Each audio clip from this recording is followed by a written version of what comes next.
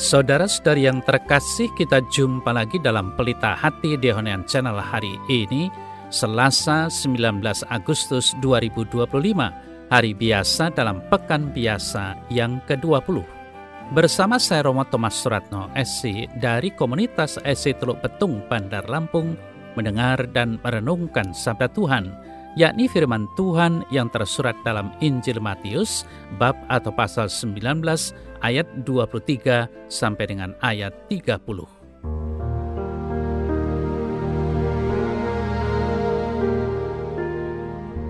Yesus bersabda kepada murid-muridnya, "Aku berkata kepadamu, sesungguhnya sukar sekali bagi seorang kaya untuk masuk ke dalam kerajaan sorga. Sekali lagi aku berkata kepadamu, lebih mudah seekor unta masuk melalui lubang jarum daripada seorang kaya masuk ke dalam kerajaan Allah."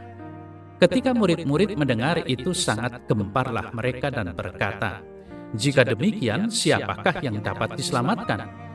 Yesus memandang mereka dan berkata, "Bagi manusia hal ini tidak mungkin, tetapi bagi Allah segala sesuatu mungkin."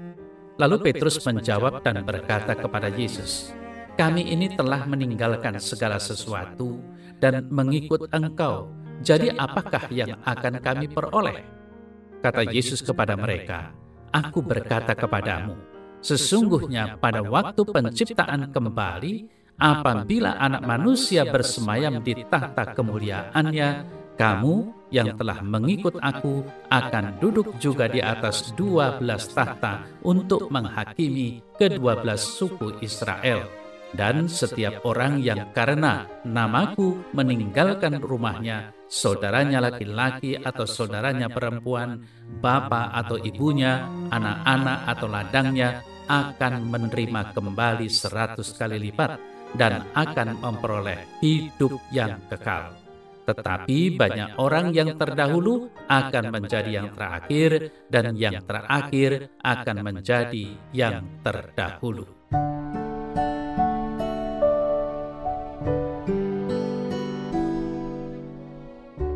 Saudara-saudari yang terkasih, dalam warta Injil hari ini, Yesus mau menjelaskan tentang sikap lepas bebas yang harus dimiliki setiap murid terhadap semua harta kekayaan yang dimilikinya.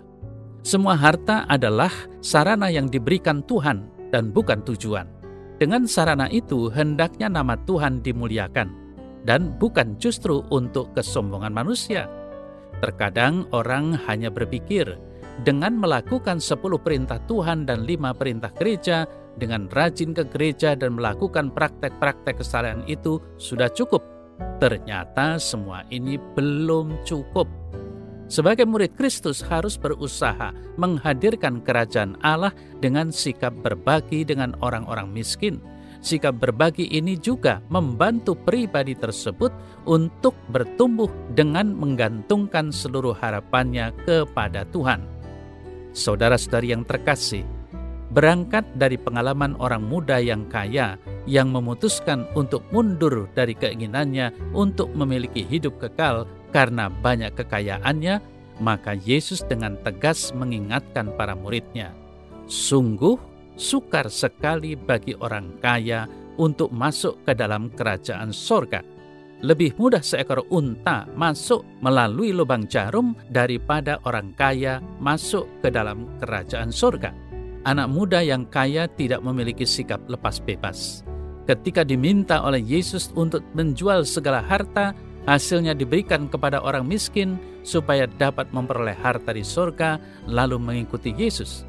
Ternyata ia tidak mau. Ia memiliki banyak harta dan melekat pada semua harta yang ia miliki. Itu sebabnya Yesus berkata, "Sungguh sukar sekali bagi orang kaya masuk kerajaan surga." Mengapa sukar sekali? Karena di mana harta berada, di situ hatinya juga berada. Matius 6 ayat 21. Saudara-saudari yang terkasih, menjadi pertanyaan kita adalah, apakah dengan kata-kata Yesus ini lalu orang Kristiani tidak boleh menjadi kaya? Tentu saja Yesus menghendaki pengikutnya juga menjadi kaya. Penginjil Yohanes memberi kesaksian bahwa Yesus bersabda bahwa Ia datang agar kita memiliki hidup dan memilikinya dalam kelimpahan. Yohanes 10 ayat 10. Menurut Santo Paulus, Yesus adalah Allah yang kaya raya rela menjadi miskin supaya manusia yang miskin dapat menjadi kaya. 2 Korintus 8 ayat 9. Nah, ini berarti Tuhan Yesus bukan anti orang kaya, tetapi anti dengan orang yang tidak memiliki sikap lepas bebas, karena dari situ mereka melekat pada harta duniawi. Saudara-saudari yang terkasih, Yesus berkata, lebih mudah seekor unta masuk melalui lubang jarum. Apa maksud lubang jarum? Unta dalam bahasa Yunani disebut kamelos. Kata ini secara harafiah berarti tali tambang, atau diperkirakan bahwa di Yerusalem pernah ada gerbang kecil bernama lubang jarum yang rendah di mana semua unta harus membungkuk ketika melewatinya. Dengan demikian, Yesus mau mengatakan bahwa orang kaya itu pasti mengalami kesulitan untuk masuk surga karena mereka terlalu terikat kuat dengan harta kekayaannya. Saudara-saudari yang terkasih, dampak dari pernyataan Yesus adalah para murid saling bertanya tentang siapakah yang kiranya dapat diselamatkan. Para murid itu sudah meninggalkan segala-galanya. Sadarilah bahwa Yesus mengatakan bahwa bagi Allah tidak ada yang mustahil. Orang yang meninggalkan segala-galanya demi kerajaan surga akan menerima kembali 100 kali lipat dan hidup kekal. Luar biasa janji Tuhan ini bagi kita yang berani meninggalkan segalanya demi kerajaan surga.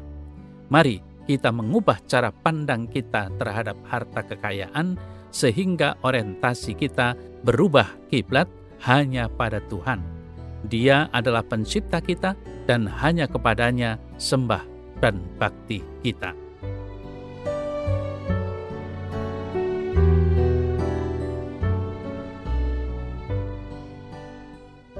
Dalam nama Bapa dan Putra dan Roh Kudus. Amin. Ya Tuhan Allah, ajarilah aku untuk terbuka pada rencana keselamatanmu bagiku. Berilah aku kekuatan kuat kuasa-Mu, sehingga aku mampu untuk mewujudkan rencana keselamatanmu dalam hidupku. Amin.